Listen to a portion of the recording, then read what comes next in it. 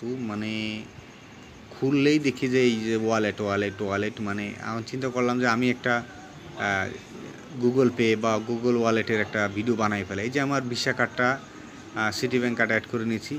তো এটা কি আসলে বিকাশের রাজত্ব কি শেষ? অনেকে বলতেছে যে বিকাশের রাজত্ব শেষ।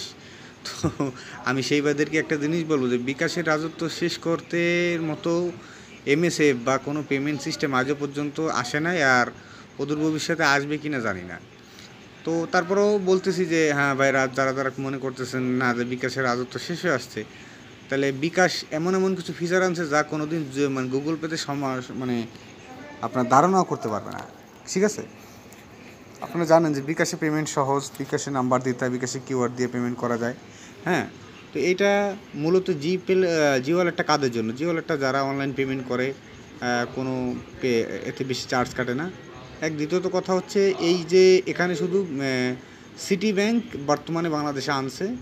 এটা গুগল ট্যাপ, এটা ইন্টারন্যাশনাল এবং আপনার লোকাল সব জায়গায় পেমেন্ট করা যাবে।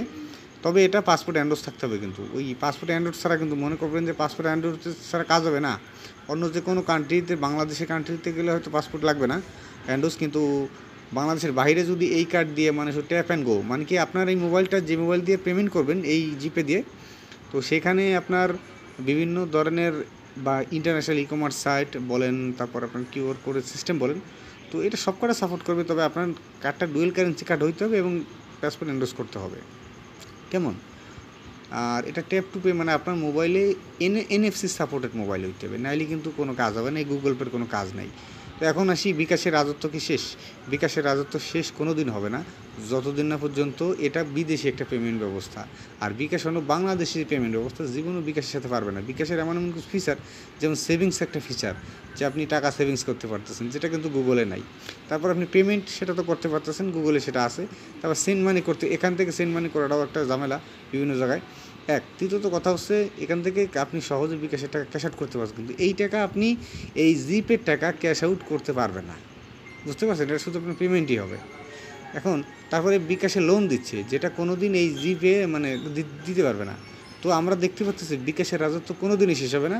সুতরাং যারা এইগুলো হাইপ নিয়ে মানে অনলাইন গরম করতেছে, তারা আসলে বুঝতে পারতেছে না যে বিকাশের উপর আজ পর্যন্ত কোনো এমএসএফ যাইতে পারে না, তার রাজত্ব ওই রকমই থাকবে। কারণ বিকাশ এমন একটা সিস্টেম করছে যে বিকাশের উপর কোনো মেসেজ যাইতে পারবে না, আজ পর্যন্ত নগদও যাইতে পারে নাই, উপায় ওয়ালেট এগুলো তো বাদ। তো বিকাশ সমস্ত এমএসএফের রাজা, সে রাজাই থাকবে, কোনো দিন সে পূজা হবে না। ভালো থাকবেন, সুস্থ থাকবেন, আমার জন্য দোয়া করবেন। আসসালামু আলাইকুম।